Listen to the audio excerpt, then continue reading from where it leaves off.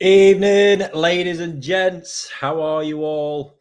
So, I did attempt to actually try and make it home before I started this, and obviously, as you can see, I failed miserably at that one. Uh, yeah, it's just that nagging feeling in my head. It's that warm. All of the water is that warm. I went for a little look around. The spray bar had already popped out and was in bottom of a pond, which is obviously have a massive impact on oxygen there. And you just start my head, like when you leave the house and you're checking doors are locked 20 times. It was pretty much like that. So by the time I was done, I knew I was committed here. So here we are. I hope you've all been enjoying the sunshine. Those ponds and those koi will be turbocharged again. That's for sure. I actually can't quite believe the drop off we had a couple of days ago, though, monitoring the ponds outside, and it was actually quite crazy, the drop off in there altogether. So, and obviously now back to the madness, the joys of unheated ponds, because I just kind of left them to it a little bit as well. So it was pretty crazy, that one. But there we have it. And other than that, just breathe. I think a nice little benefit, I've actually got aircon in the office, and now it's nice. I think it would have been a lot more pleasant than the house. So give me a chance just to cool down a bit before we get back, because I have been in the greenhouses for a very, very, very long time today, getting the Shinoda pond sorted. Now, there are a couple of lives on the channel I attempted to do while I was doing it, just to bring you along with what I was doing. Now we've got it was around where we've got the first access point, so I've got a decent connection. But as I suspected, the phone was pond side in the greenhouse, and I think it got about 15 minutes in or something before the pond overheated.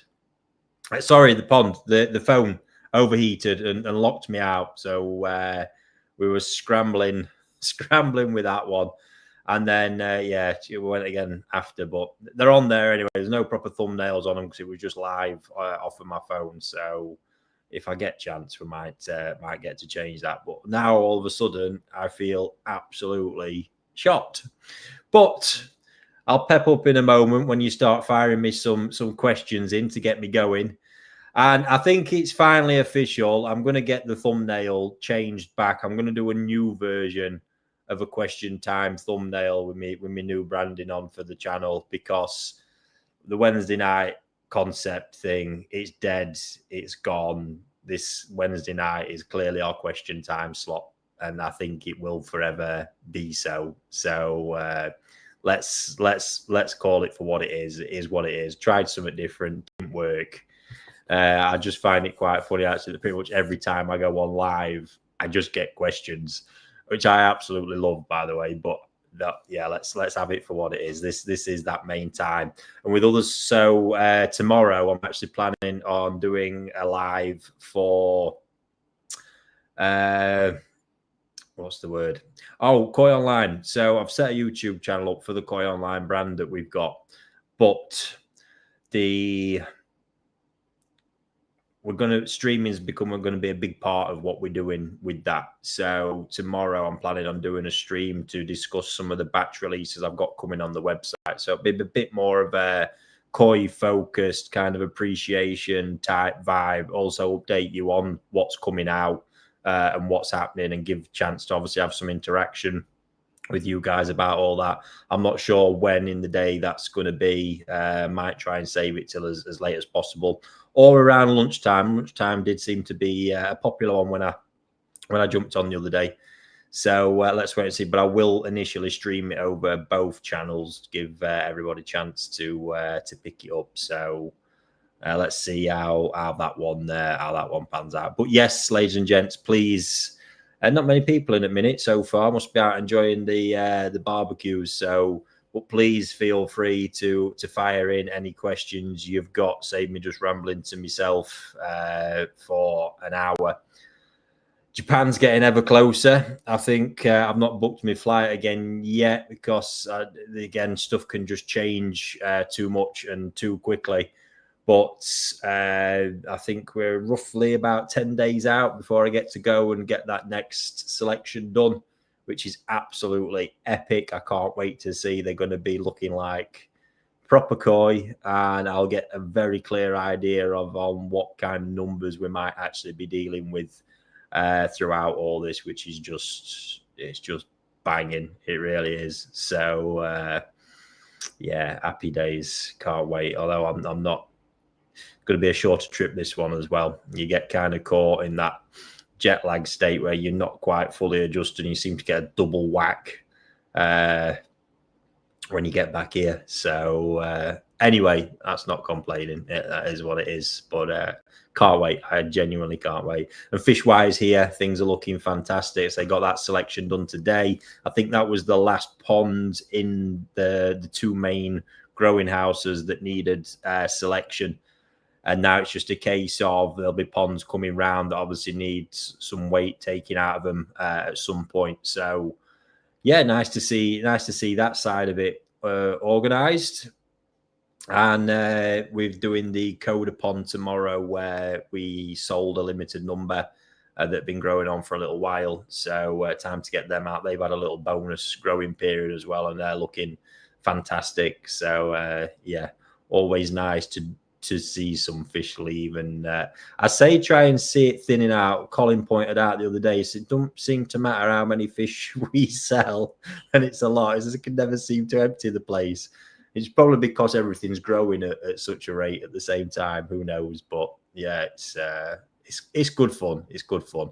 Right, let me see what we've got in here. And in fact, I'll just run through from the top, and feel free to keep firing in anything you've got underneath. As you know, I'm happy to tackle anything, and if I don't know, I will tell you as always. Mickey, good evening, Ricky. Was it rather warm today around your ponds? Yes, it was sweltering. Really was. It's a real endurance test, to say the least. Evening, Craig. Good evening to you all. Oh, okay, I get that filter cleaning done. Happy days. Koi loving the sun, me hating it. Yeah, some drop off. Sauce each one got a bloody workout for a few days. Crazy, innit? I was actually surprised at how vast it was compared to where it was, and all I could think of how crazy that is from a feeding perspective for an unheated pond. You know, because in that building where it was, I think I had stuff probably set around 18, and we've been up in the mid 20s, and then all of a sudden to see it back there where it was, you just can't.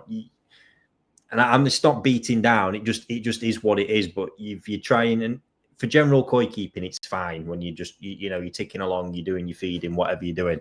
But when it comes to the raising side of it, if you're really into that and pushing it, there's not enough stability there to build anything, because the whole thing is this gradual progression with a lot of stability needed, and it's just not there, because you could have been feeding away. And it actually did catch me out in a pond, because I was feeding away, and that's what actually first alerted me. Different area, feeding away, thinking that seems to have polluted that, and the water just started smelling very quickly.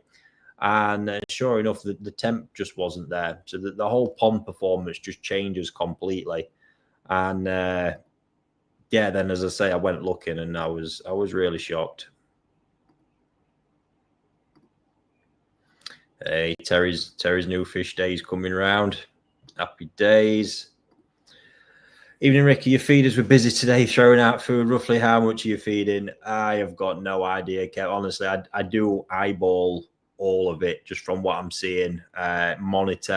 Monitoring is even done so visually on how the fish and the pond is performing, because even now I've got to watch it, because oxygen is becoming an issue. As I've just had a walk through, I've seen some ponds have hit 30 again today. So when we start hitting them realms, I've got to be careful and really balance it. It's not until we probably move into the latter stages when things drop off a bit more throughout the year that you can really start hammering. Right now, it's just trying to keep a consistent tick over, not wanting to overdo it. There is the balance with all this is that obviously with the feeding, if they're not keen on the food. Now, I had one pond today, they've just dropped off it completely. I do need to just check on them tomorrow, but I've just had to kill the food for now, and then we'll investigate. But But then there's others like the smaller Tosai, the Saito, Ginrin Makashi, and Ginrin Yamabukis I've got. They're absolutely wild for it, because this problem that you can have is that obviously the activity levels that come from it, and they are nuts. They can start metabolizing and burning a little bit too heavy. If you can't fire enough food at them, that's how you get them to stretch out long and thin. You can't build that imposing body that you know I like to get and see on my fish. Hi, Andy. Yeah, sorry, filter install. Happy days. Apart from your love for NND and Dainichi Toyota Koi, is there one particular breeder you would always make a visit to whilst you're in Japan? So yeah, the interesting bit with this is over the years, and I think this is just as my kind of attitude's changed as well. I've kind of really narrowed it in. When I started with Koi Wholesale, there was a big need, or feeling like there was a need, to be in everywhere. But you just learn over time that you can't maintain a high level of relationship everywhere either. And you don't necessarily need all these farms. So obviously over the years, as I've raised, done, and really honed it in more and more and more, that list has probably got shorter and shorter. But you've probably have hit the nail on the head for me there, Mickey. I mean, NND, because it's like home. Dainichi Toyota, I do just absolutely love, and it's nice that to be able to build a rapport at such a place with such a great guy as well. Taniguchi is always a big one for me. Absolutely raging nutter, but the fish are fantastic. And obviously Takano, because it's more of a friendship there as well now. But again, obsessed with the fish. But that's when you're asking me there.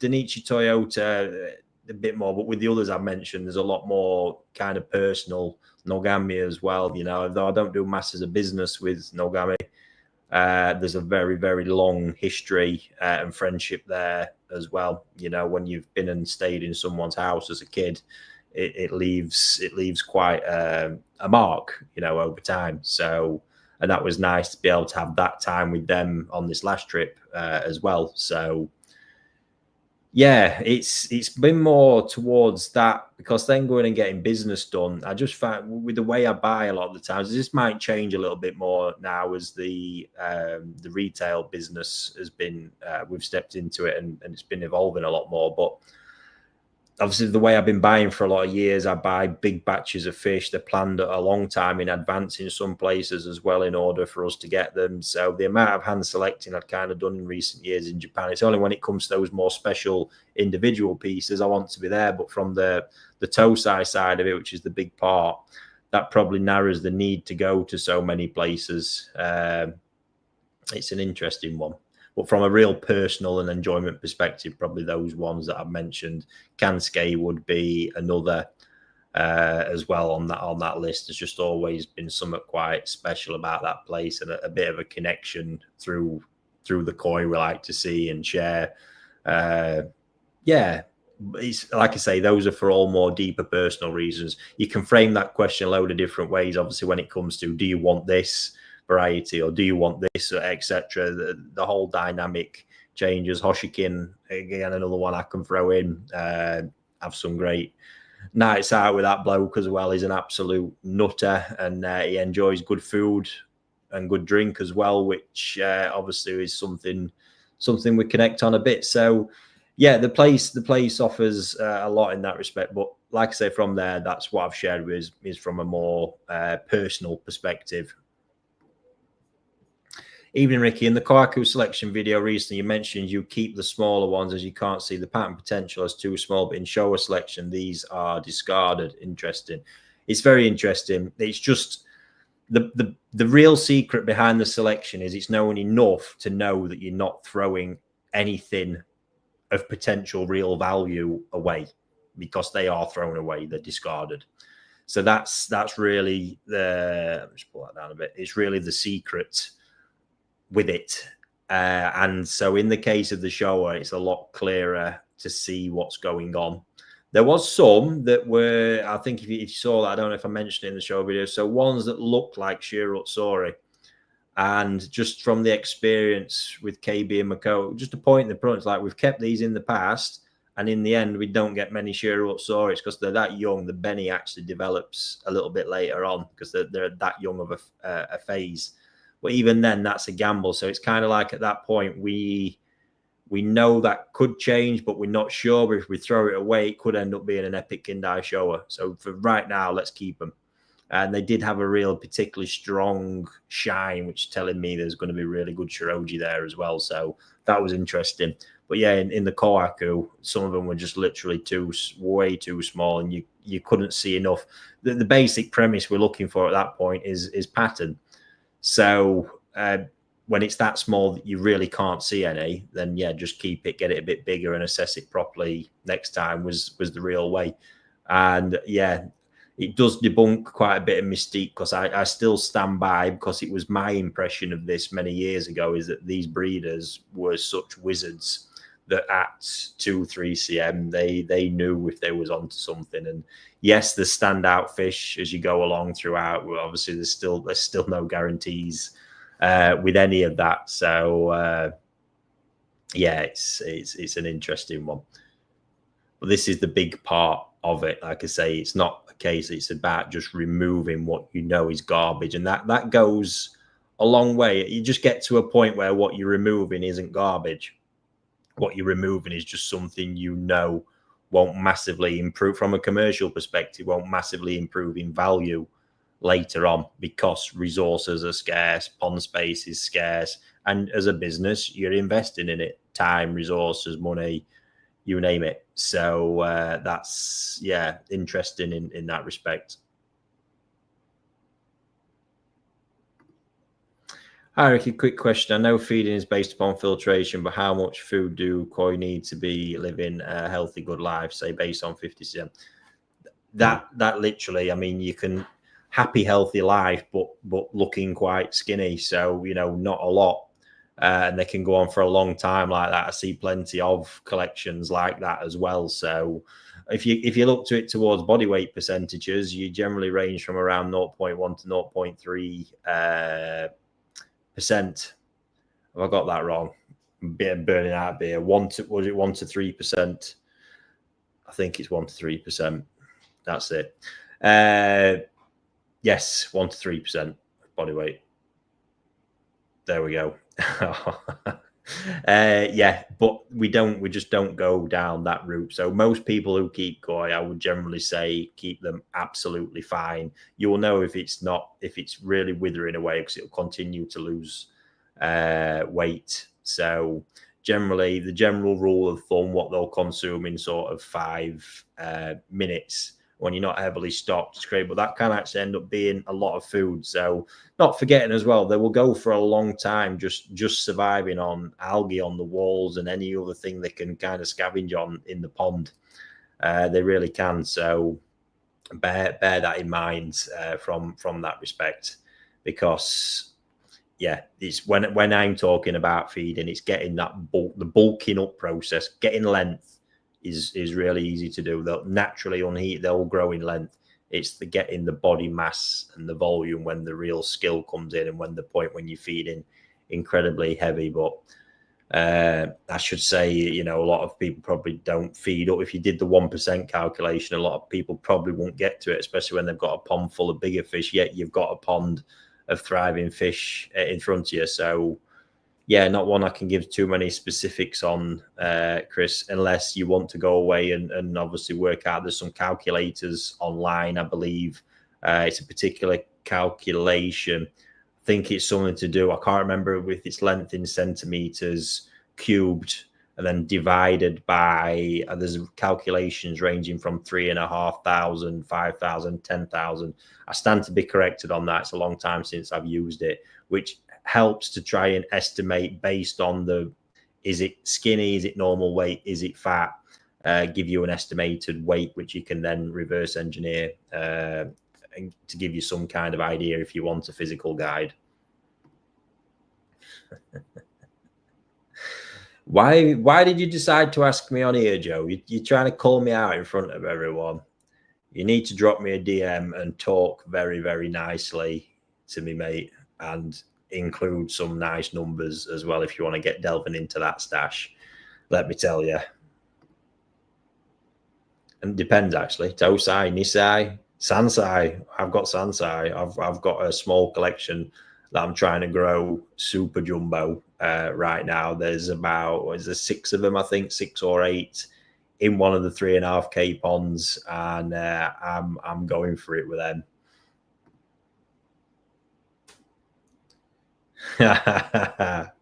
Yeah, like I said, mate, it's endurance. It's endurance.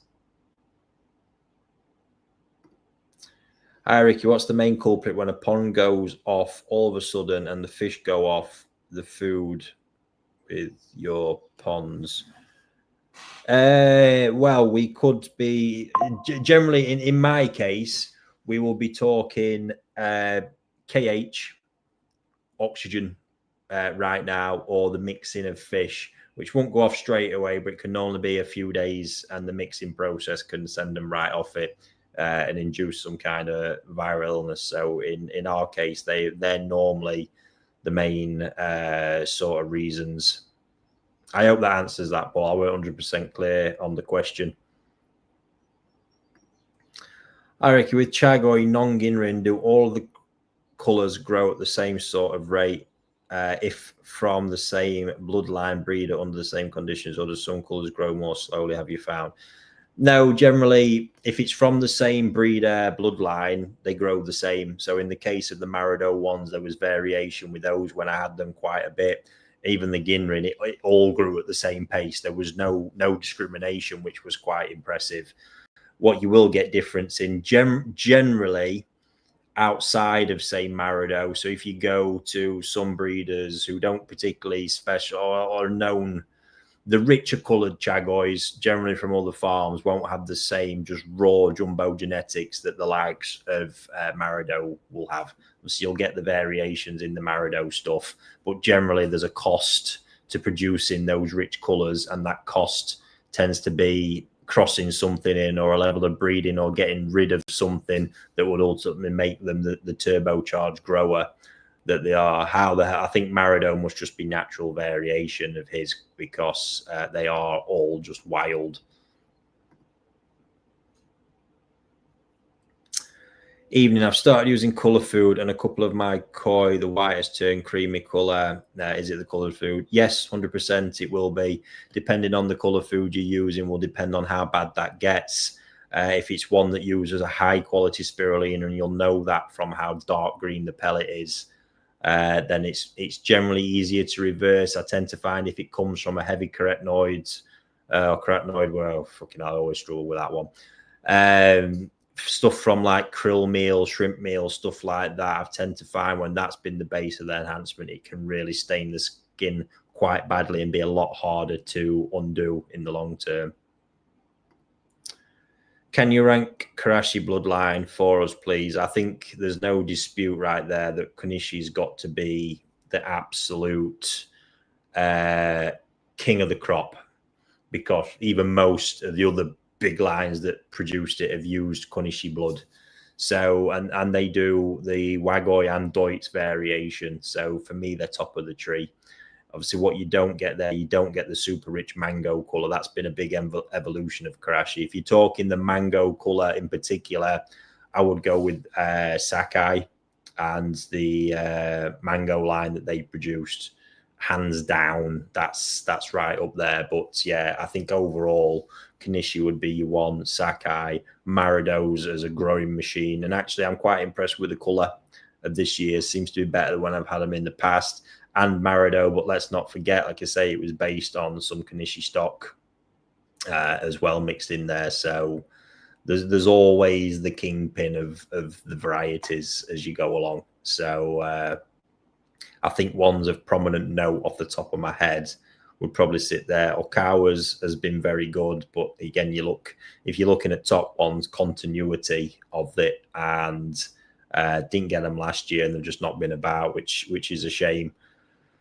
But yeah, other than that, off the top of my head, Ginrin variations. Obviously, we've got a Yellow Monkey, absolute top of the pile. For me, close to seconded by Saito's Ginrin as well. I think he's done a fantastic job with those.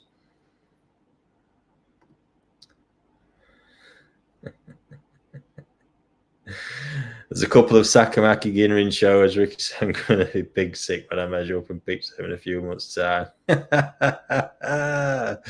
Little bit of advice, Andrew. Don't show me. Don't show me. No, genuinely, it is always great to hear. Obviously, the thing we want to do is be, especially for me, people getting fish, and they especially do. If it's a fish I've picked for somebody and backed it, I hope it does deliver on what I'm saying. That really is important to me. Hi, Ricky. I'm moving to a new house in a hard water area from soft water. Presently, I have it at 6, but the KH in Northamptonshire is 15. What should I do as I move in 2 weeks? I would probably say, Nick, your best bet would just to well, first of all, never mind your KH. What's your difference in pHs? I'm guessing by that there might be some, but it's the pH side of this you really need to be worried about, because you don't want too big of a pH swing too quickly. If your pH is very different, I would say be hitting your water with some bicarb just to bring it up slowly and as much as you can before the move, just so the gap is not too big, because it's that shock, especially if there's a big pH difference, that will upset them and possibly actually really damage them. Is there a good way of picking Omasako short to ensure they don't develop? Benny got 4, 12, 7, 1 already showing Benny. No, Terry, there's not, unfortunately. It is, obviously, it can be a prominent issue with Omasako Shiros. Just based on the numbers, you might just be getting unlucky. But it's the very base of the Omasako line, although it's heavily crossed out now, is shor. It's what made them. Excuse me. Oh, my God. Long day. It's what made them grow the way they grow and gave them the body that they gave them. So you might just be that you might have conditions that's pushing it out a little bit more than others. But yeah, unfortunately, it can be quite prevalent in them. It might be the lighting, actually. The lighting in the office is pretty intense, mate. I'm guessing that's where we might be with that one, or just that natural glow of mine a little bit more tonight, mate. Yes, Dave, they probably would, because I'm guessing you're obviously at that real sweet spot that I've surpassed temperature-wise. And obviously, I'm dealing with the shit end of it, which is my trade-off for getting so much free heat over a prolonged period with the greenhouses. Is it common for Toai to develop elongated rays in their tail fin? And is there anything to help or spot it before it develops? No, just look out for it when you're buying. That's as much, Terry, as I can tell you, mate. It can be prevalent. Again, some breeders more than others. But yeah, unfortunately, you can get it with fish. Again, not many. When I was doing the golden corn the other day, and actually I've got a video that selection dropping tomorrow at some point. There was the odd one. I mean, I would dealt with about 250 fish that day, and I noticed 3 or 4. So not common whatsoever, but yeah, it can happen. Absolutely. This is the bit we don't get. So I've got here some they are quite rare because I've not seen him have them since. Saito has his what are known as Shishi Dam. He crossed Tamasaba with Oranda. So hell was that? Strange. Yeah, I have a small number of those, which are my personal fish. I enjoy them. I like having them around the place. I like raising them. I like doing it. I just don't care. They're not for sale. But amongst that, he also 1 year, I actually like waking the Japanese, like more common goldfish with the tri-tail. And as they do, experimenting, Saito crossed his Shishi Dam he created with waking, and it made this really stunning color, full red, tri-colored tail, but this weird kind of fat Aranda face. Brilliant. I got a little collection of those, and Colin is at me all the time. I could sell these straight away. I said, I don't give a shit. They're mine. They're my fish. They're here. They're not stocked or anything. They're mine. And I do also have my Tamasaba.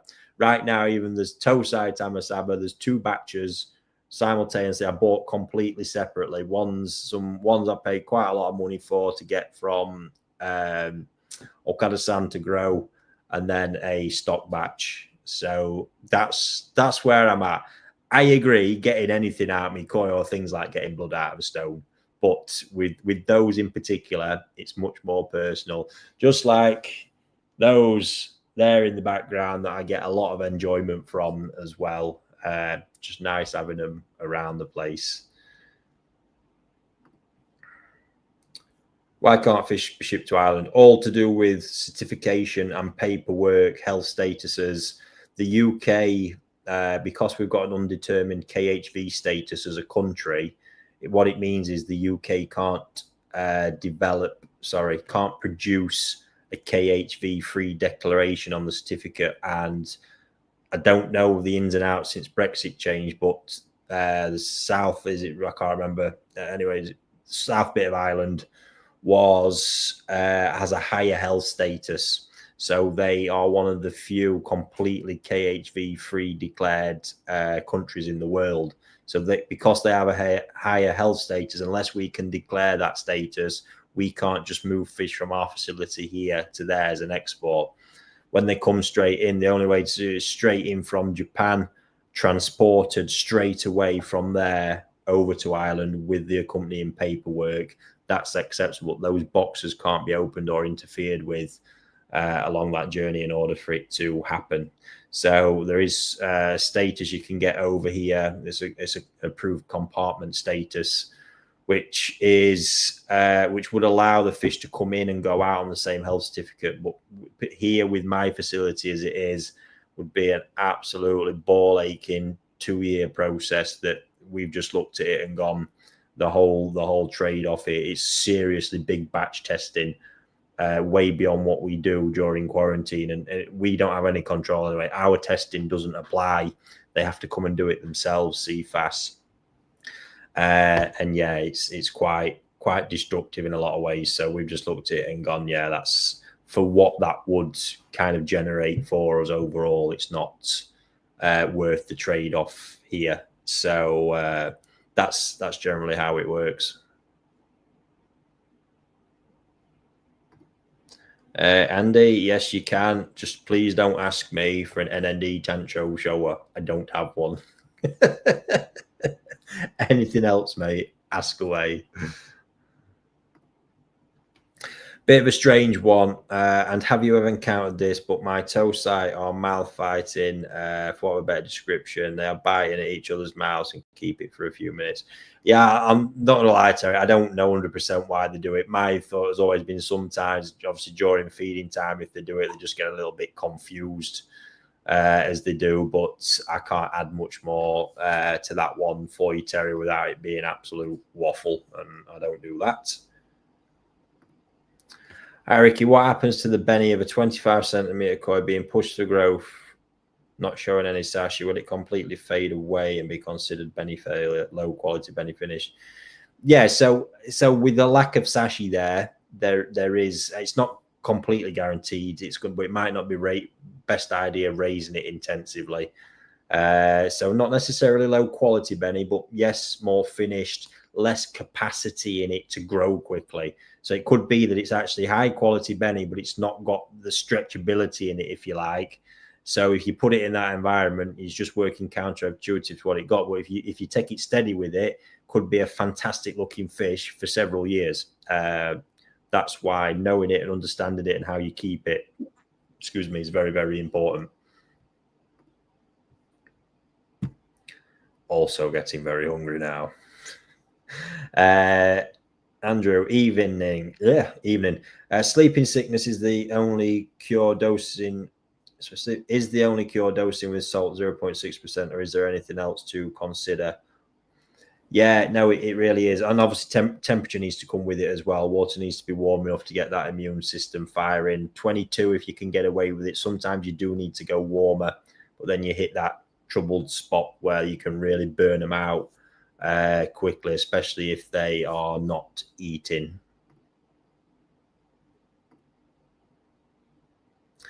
I'm making a chamber fluid bed. What's the best way of getting it started bio-wise? Any tips? Crack on, Terry. I mean, it really is. It's a real false thing, this, because so many, and I actually saw it when I was in one of the fish shops with AJ at weekend. It's just the whole, right, got all the new kit, right, I need some filter start. Okay, you fucking tip this bacteria in and there's fuck all for it to feed on anyway. So the real thing with that, for me, you need to kick it off by getting some fish in and starting to feed them. Now's a good time while it's warm, because when the spikes come, bacteria is going to develop a lot quicker and get you through it. My general method is always get the pond started, start feeding it, make sure the water's warm, and deal with it. It's when the spike starts, in my opinion, that you, at the very beginning of it, if you're testing, like, is the best time to be adding the bacteria, because you've actually got a food source present in the water to deal with it. That's my take and opinion on that. I think throwing it in beforehand is just an absolute waste of money, because there's no real food source kicking around for it. Thank you. I hope you mean the Tamasaba one. There we go, that side. Look at that. That is epic front shot of a beast. I do presume you mean that one. That's one of the IARI calendars. Always look impressive. We got ourselves an 18 centimeter Sanki at the show. 10 days in, it's growing fast, but the Sumi has fallen right back. Will it come back? Yes, more than likely. What you're probably encountering there is it hit its first growth phase. Quite common with Sanki that it'll fall back. Could be that it's so warm now, growing so quickly, and the UV is also very intense. So I think you've got a perfect storm there for that to happen. You're in 24. You're just going to give it time. It's generally, I don't like generalizing all the time, but generally part of the Sanki growth process.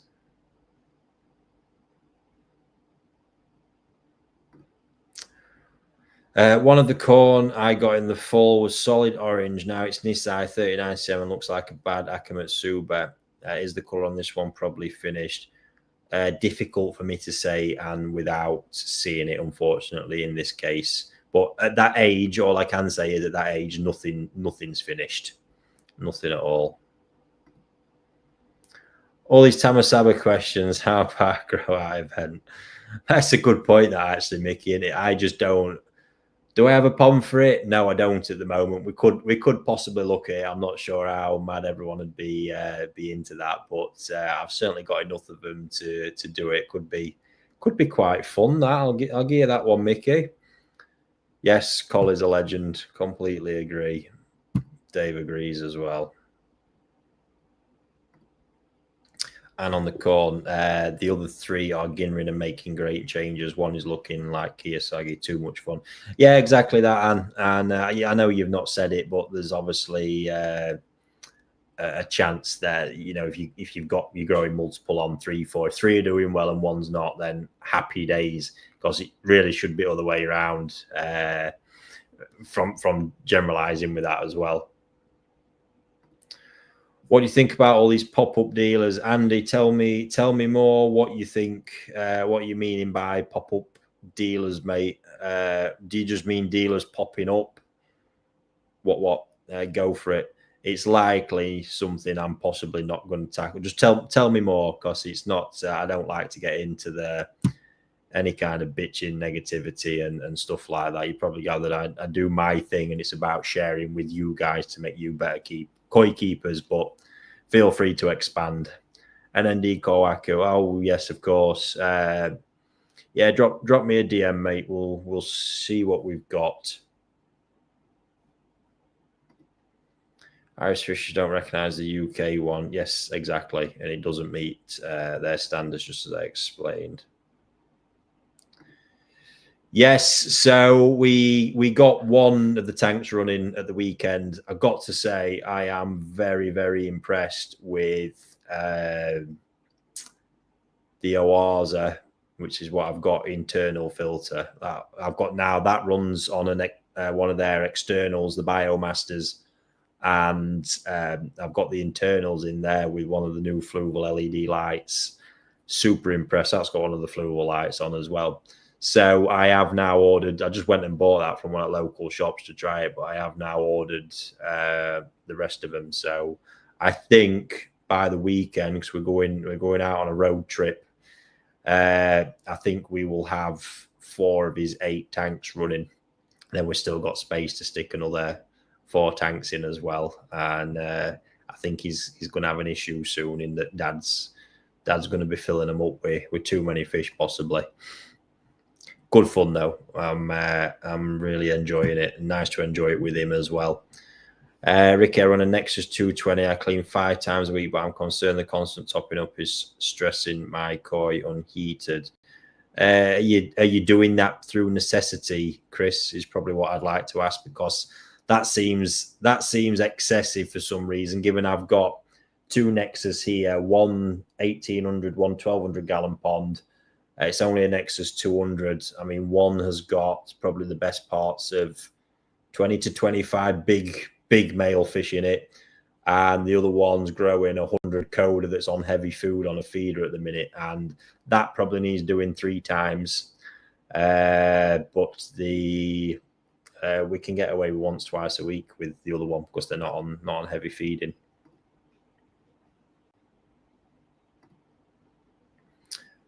A dealer pop up on YouTube.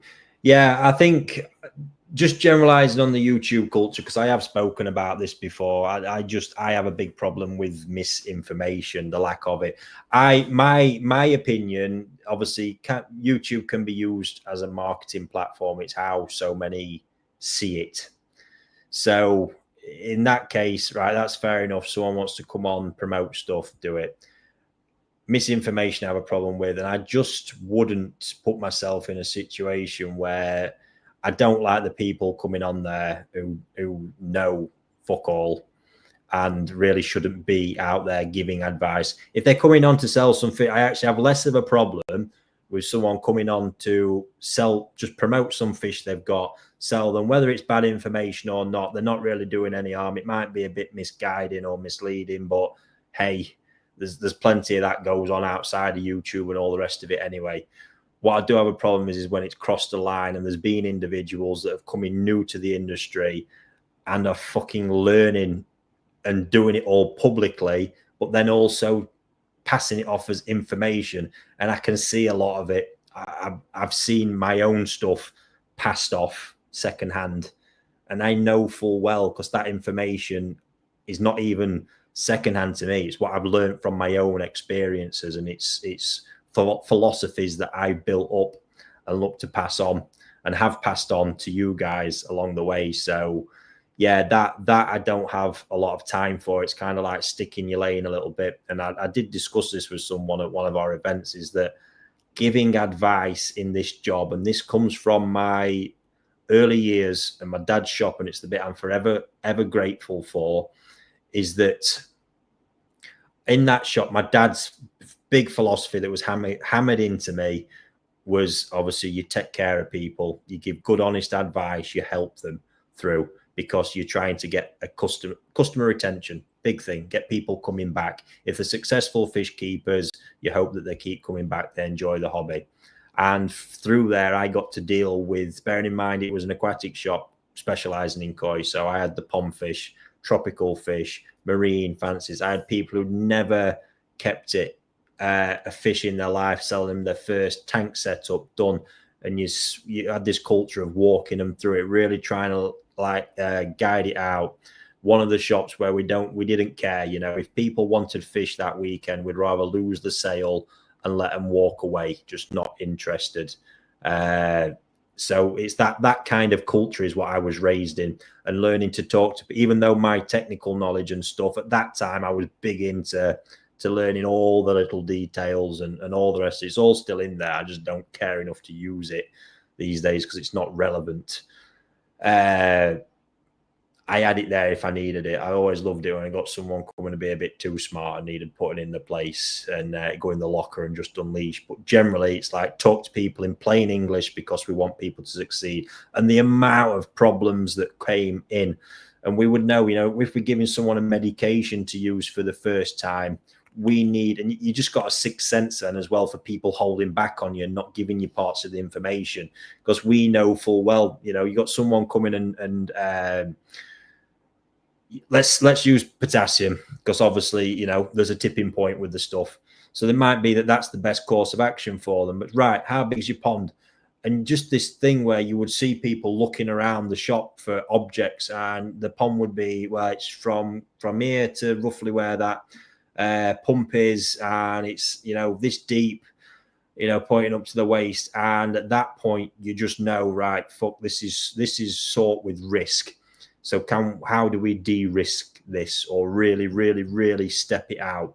That to me was us, and that was our responsibility to do that. And that's why you often see me on here. There's things I won't tackle or go into too much, but I understand the implications. I understand that this, what might have worked for me, I understand the risks and the variables in that. So again, using PP, you know, there is no one glove fits all, you know, because what I use, you could go in and use in a pond that's full of pretty much, you know, fresh tap water, been running for a week or two. And Dave just asked me when I'm doing the piece. I'm working on it. And it just gets absolutely, it will obliterate everything because there's no organic load in the water. And just all this. And I had years of doing that at a time in my life where I just soak everything up anyway so easily, and you get a feel for it. And that's why I have the confidence and know what to avoid, what not to avoid, what not to get into. And if I get into it, it's getting into the specifics. It's why I also won't really engage in any one-to-one advice through privately, because again, the variables, the depth you need to go into, all the stuff you've got to ask up front before you start giving that advice. I don't have the time to do it. So yeah, that's really the whole picture on that. So when I just see people popping up on YouTube, knowing they've got no experience, knowing they're just passing off stuff, and actually tackling this and trying to give information, all the rest of it, it frustrates the hell out of me. But only because of how much I genuinely care that I want people to come into the hobby and succeed. Because for the bigger picture, for all of us involved in the trade, we need new people in, but when they come in, we need to keep them. It's about retention, because only if we retain those new koi keepers can the hobby get to the point where it can actually grow. And I think that's for too many people, the need for them to prove that they're the best, they know what they're on about when they don't know what they're on about. All that type of stuff is where that sits. And I think you can tell that's woke me up a bit, that one, because it really is something I care deeply about and get super frustrated by, to be honest, to the point now where I think I've managed to tune all the YouTube videos out of my feed, because it's just too frustrating. The ones I enjoy the most, to tell you the truth, is the stuff that you guys do as hobbyists and share, especially when it is just that sharing angle, which a lot of it is, which is great, because people obviously then make their own mind up if they see something they like, do. But somebody forcing it down, trying to prove that they're something that they're not, is very, very frustrating, because I've seen how people take so much stuff for gospel that they also see on these platforms, and that's when it really starts getting my goat.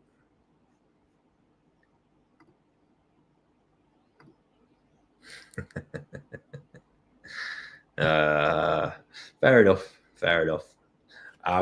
Anyway, I'm all in on them, and I've got a lot of people in, so never say never, Craig. They are pretty much just that divisive, though, 50-50 straight down the line.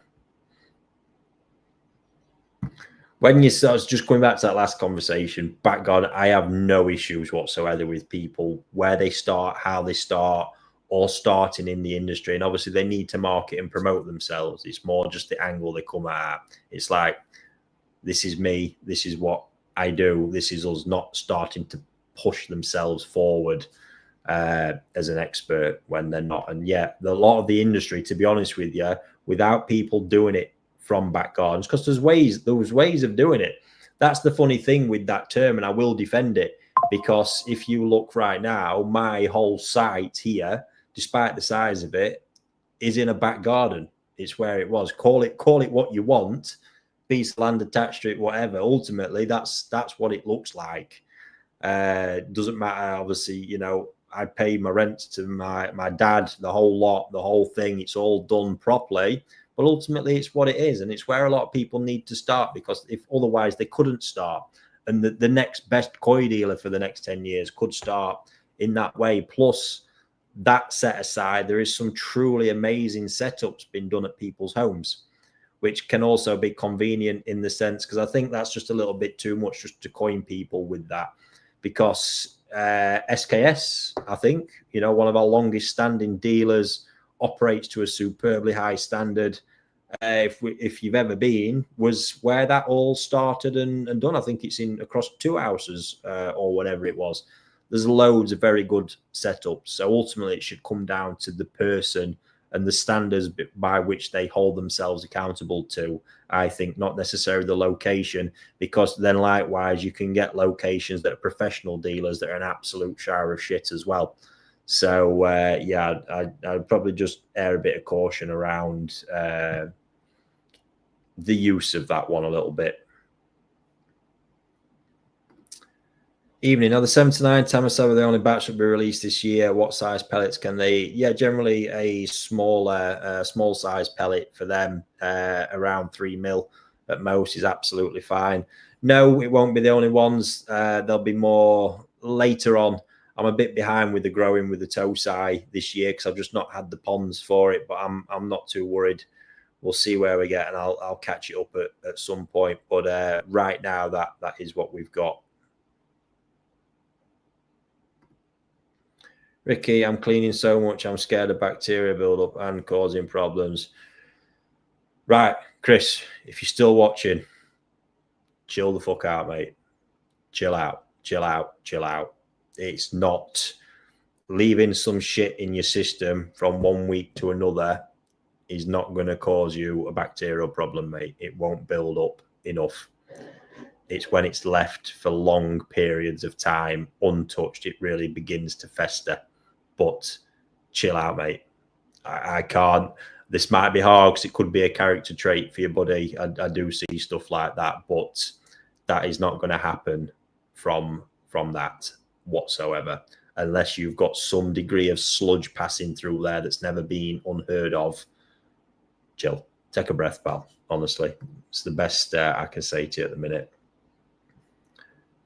When you're in Japan at the mud ponds, where do the koi get their air from, as I couldn't see any air pumps supplying the mud ponds? They don't suffocate. It's surface area. Obviously, gas exchange happens at the surface, and just the sheer mass of surface area they get. Also, obviously, the stocking levels play a part in that as well. That's why they don't overcrowd, because you would quickly diminish the available oxygen in the water, Glenn. Is there a way to get small pellets or powder feed for koi fries? I believe it's available online, certainly here in the UK. So might just need to look in a few different places. Is there a way to get a good Ginrin sorgoy to buy it? At Sanzai? I've tried Toai Nisai. They always turn into a Chiba very quickly. That's interesting. That would, yeah, be interesting to know the genetics behind that, because it's always normally the other way, especially with sorgoy. So for it to be coming back, there has been some lines that have Kasagi blood in them, which would be the general driver behind that, Anthony. But yeah, is the only way. I get it. No, not all. It might just be worth knowing more about the bloodlines that they're coming from as to why that might actually be happening.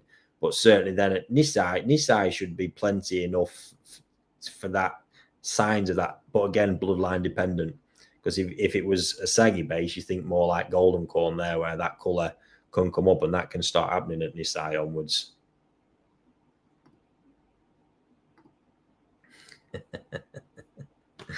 Who knows? Honestly, they're both. Hattie's actually probably entrepreneurially absolutely nuts, because she's also very creative and sort of combines the two. Arthur right now is driven by his wanting stuff, but Dad is a bit strict and doesn't just give whatsoever. Shit has to be earned above the very comfortable basic life that we give them. So yeah, let's wait and see, Mickey. I think you'll find it's just sort of the ways why the questions is asks. You can see it right now. Arts is more, PlayStation can pull him in, and football, and there's a bit all over. But they've got time. I'm chilled with the kids. There's no pressure on me from any of that.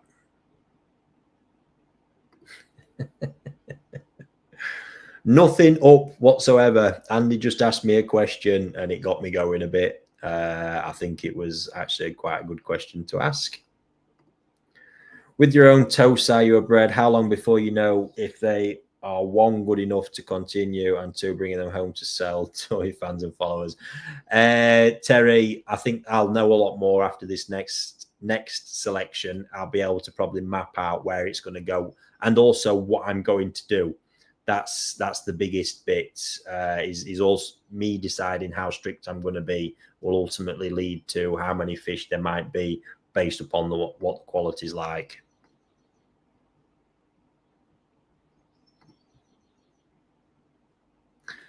Prime example there, actually. I'm going to say, because I'm presuming that's in relation to that conversation, Marcus. I'd back Marcus every day of the week. I think he's where he's drawn his processes from. He's had a fantastic teacher. I'll give that bloke a pat on back.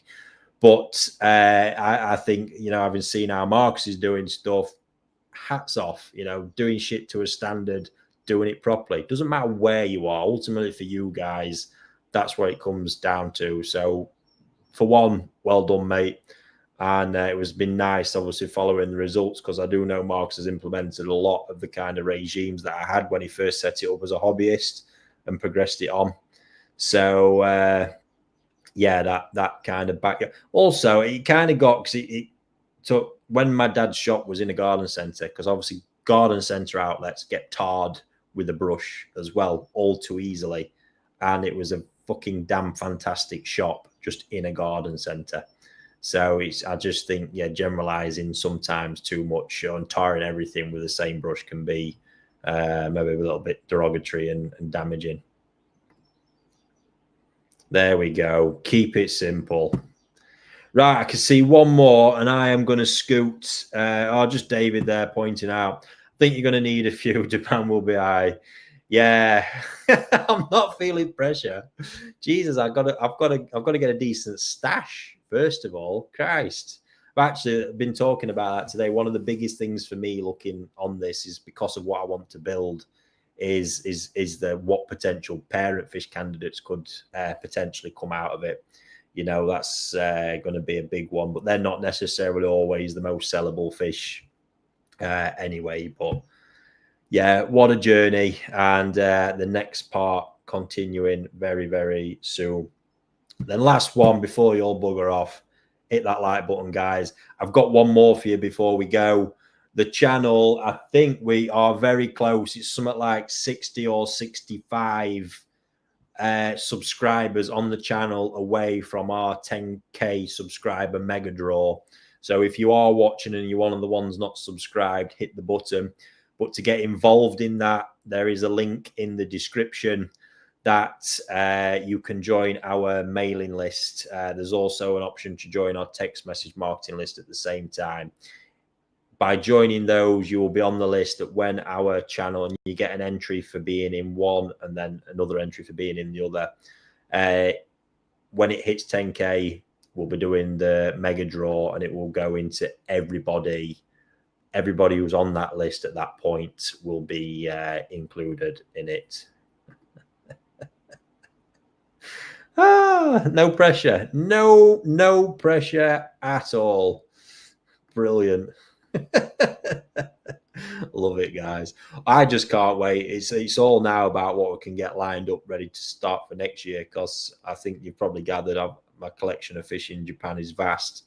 And in my opinion, if I can get the males to go with it, there's I think potentially 3 or 4 interesting female candidates for next year, which is awesome. So happy days.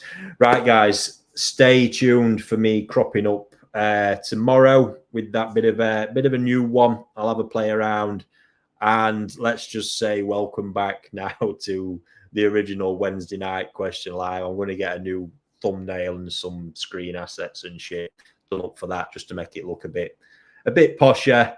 But appreciate everybody who's tuned in there. And yeah, say another video, golden corn selection that I did at the weekend, also dropping on the channel tomorrow. Enjoy it, guys. Enjoy the rest of your evening, and thank you very much for tuning in.